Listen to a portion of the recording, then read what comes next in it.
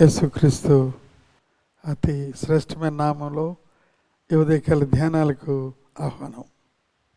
ఈ దినం లూకా సువార్తలో ఒక వచనాన్ని మనం చదువుతూ ఉన్నాం.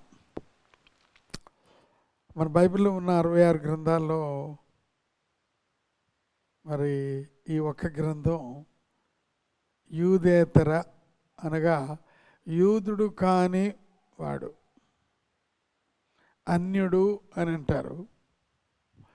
ఆయనే లూకా. బైబిల్ గ్రంథంలో 2 గ్రంథాలు ఆయన రాశారు. ఒకటి లూకా సువార్త, రెండవది అపోస్తల కార్యం. మరి 2 కూడా అద్భుతంగా రాశారు. అపోస్తల కార్యములు, పరిశుద్ధాత్మ దేవుని కార్యములు, సువార్త కార్యములు అవన్నీ విస్తృతంగా రాశాడు. మరి ఆయన 5వ అధ్యాయంలో సీమోను పేతురు గురించి వ్రాసాడు. బెత్సైదా అనే గ్రామంలో వారు ఉండేవారు. అక్కడే పేతురుకి ఒక సహోదరుడు ఆంద్రియ, ఆయన గురించి చెప్పబడింది. ఇంకెంతమంది ఉన్నారో మనకు తెలియదు. పేతురు యొక్క తండ్రి గారు యోహాను. ఆయన ఒక షిప్, అక్కడ ఫిష్ ఇండస్ట్రీలో సేల్స్ గొప్పగా ఆయన లీడర్, హోల్సేల్ మర్చెంట్. అలాగే ఆయన స్నేహితుడు, కొంత బంధువు కూడా జబదై, ఆయన కూడా హోల్సేల్ మర్చెంట్. వాళ్ళకి ఈ యొక్క నావలు ఉన్నాయి, చిన్న చిన్న పడవలు ఉన్నాయి, వారికి వలలు ఉన్నాయి. ఇవన్నీ అక్కడి నుంచి పేతురు బెత్సైదా నుండి కపెర్నహూము అనే పట్టణానికి వచ్చాడు. కొంచెం సిటీ, ఆ ఏరియా కూడా చాలా బాగుంటుంది.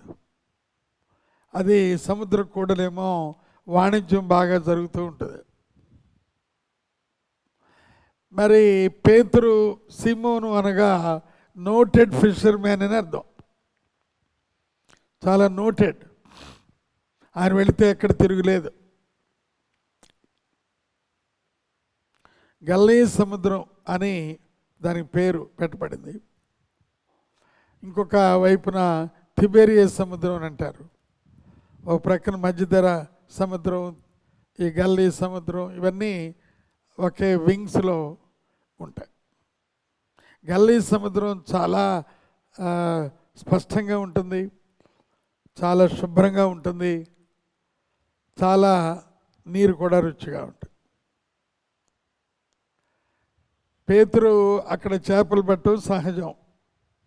సీమన్ పెద్ద క్యాచ్ వస్తుందని అందరికీ తెలుసు, ప్రభుకు కూడా తెలుసు. వారు అక్కడ పేతురు ఆయన పట్టేటప్పుడు రాత్రంతా పట్టనిచ్చాడు. తర్వాత ఉదయాన్నే వెళ్ళినప్పుడు, ఏమయ్యా పేతురు, సీమోను, ఈ ధోనిను కొంచెం ముందుకు లాగి లోతుకు నడిపించి వల కుడివైపున వేయవయ్యా అని అంటే, అప్పుడు పేతురు చెప్పిన మాట ఒకటి మనం గమనిస్తూ ఉన్నాం ప్రియులారా.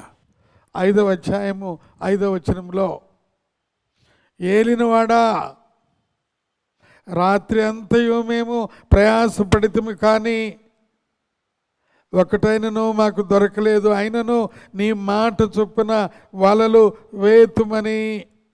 సీమోను జీవితంలో అద్భుతం, యేసయ్య జీవితంలో కూడా అద్భుతం. ఎందుకంటే సీమోను ఎవరి మాట వినడు.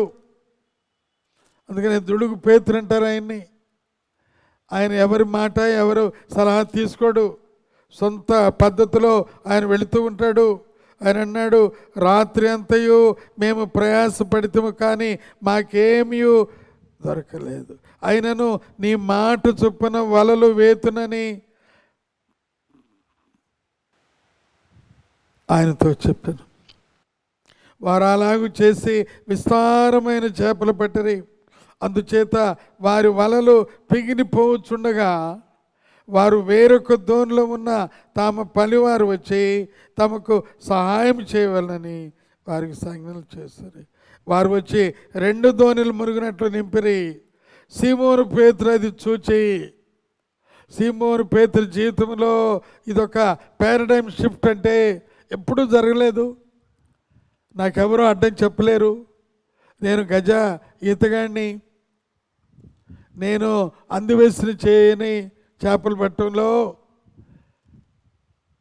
అయితే ఆ రోజున చెమటలు బట్టిని ప్రభువుకు మాత్రమే నీ మాట చొప్పున వల వేస్తామన్నాడు. ఆయన మాట చొప్పున వేశాడు కాబట్టి ఈ మాట ఆయన చెప్తూ ఉన్నాడు.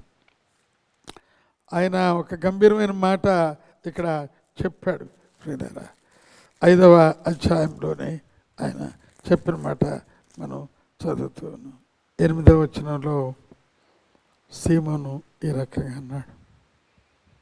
సీమోను పేతురు అది చూచి యేసు మోకాళ్ళ ఎదుట సాగిలపడి, ప్రభువా నన్ను విడిచిపమ్ము, నేను పాపాత్ముడనని చెప్పాను. ప్రభువా నన్ను విడిచిపమ్ము, నేను పాపాత్ముడనని చెప్పాను.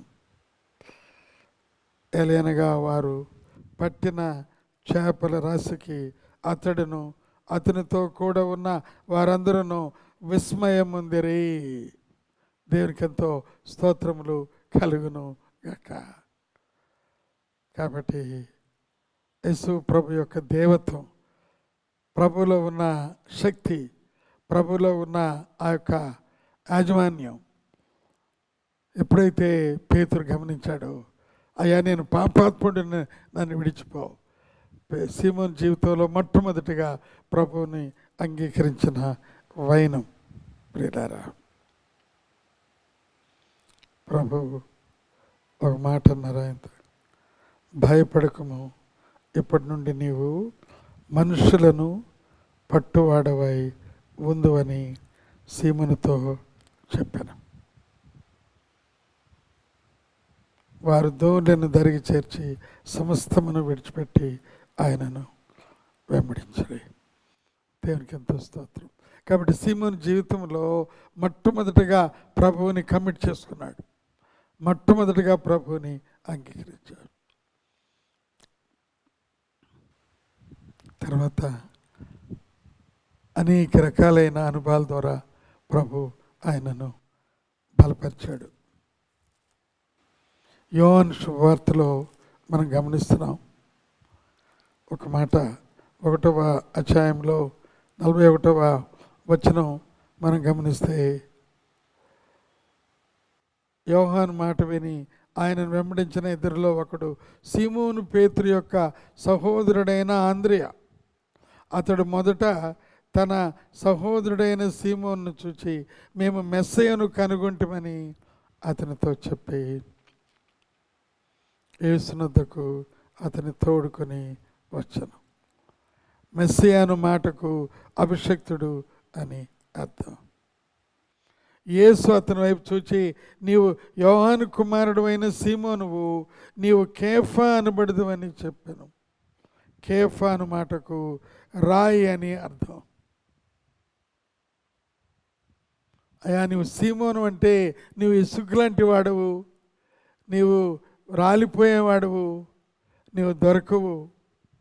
అయితే ఇక నుంచి నీవు కేఫా అనబడతావు, అంటే రాయి, అది స్థిరంగా ఉండేవాడుగా ఉంటావు.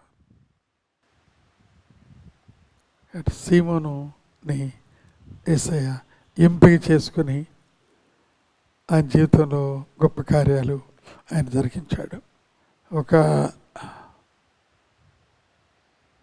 దైవజనుని గురించి చెప్పి నేను ముగించి ప్రార్థన చేస్తాను. క్యాంపస్ క్రూసేడ్ ఫర్ క్రైస్ట్ అనే ఒక గొప్ప యవనస్తుల మధ్య సువార్త చేయు ఉద్యమంలో బిల్ బ్రైట్ గారి గురించి ఒకసారి చదివాను నేను. విలియం బ్రైట్ యూనివర్సిటీలో ఆయన కొంత అభద్రతా భావానికి గురయ్యాడు. నేను చేయగలనా యేసు ప్రభు సువార్త చదివిన తర్వాత, దేవుని వాక్యం నువ్వు చేయగలవు, ఈ క్యాంపస్లోనే ప్రారంభించు. యవనస్తుల మధ్య బైబిల్ స్టడీస్ ఈ రకంగా ఆయన ప్రారంభిస్తారు. కొన్ని వందల దేశాల్లో క్యాంపస్లో విట్నెస్, మిషనరీస్, యవనస్తులు ప్రభువుని అంగీకరించటం, వాళ్ళ జీవితాలు పూర్తిగా మార్చబడటం, డ్రగ్స్ నుండి, అసాంఘిక జీవితాల్లో నుండి బైబిల్ స్టడీస్ ద్వారా రిఫార్మ్ అవటం, గొప్ప కార్యాలు ఈ రోజున వాళ్ళు చూస్తున్నారు. ఆ మొట్టమొదటి దైవజనుడు నేను చేయగలనా అనే ఒక అభద్రతా భావానికి గురయ్యాడు. ఈనాడు ఒకవేళ ఈ ఉదయకాలం నేను నిజంగా బాప్తిజం తీసుకుంటే నిలబడగలనా, నేను వాక్యం చదవగలనా, నేను ప్రార్థన చేయగలనా, నేను వాక్యం చెప్పగలనా, నేను వెళ్ళగలనా, నేను ఇంకా ఏదైనా ట్రాన్స్లేషన్ చేయగలనా అనే ఒక అభద్రతా భావం వస్తే ఈ ఉదయకాలం ప్రభు పరిశుద్ధాత్మదేవుడు నిన్నే ఆయన పిలుస్తున్నా.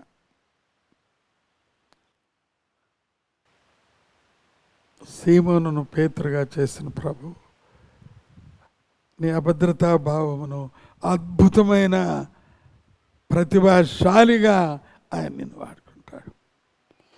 దేవుడి కొద్ది మాటలు దీవించి ఆశీర్వదించును గాక. ఆమేన్. పరిశుద్ధ ప్రేంగల మా పరలోక తండ్రి, నీ కొందనాలు, నీకు స్తుతులు స్తోత్రాలు, ఆశ్చర్యకరుడు అద్భుతాలు జరిగించే దేవుడు. ఎంతైనా అదే కాలం జరిగించిన ఈ కార్యాన్ని బట్టి స్తుతులు చెల్లిస్తూ మళ్ళా మేము ఇంకా అనేక సార్లు ఇటు కూడుకుంటాను సాధ్యం. ప్రతి కుటుంబంలో కార్యం జరగదు. యేసయ్య నామములోనే అడిగి ఉన్నామా తండ్రి. ఆమేన్. తండ్రి, కుమార పరిశుద్ధాత్మ త్రియేకదేవుడు ప్రేమ, కృప, సమాధానం మనందరికీ ఆయన ప్రేమించువారు తోడేయుడు నడిపించును గాక. ఆమేన్.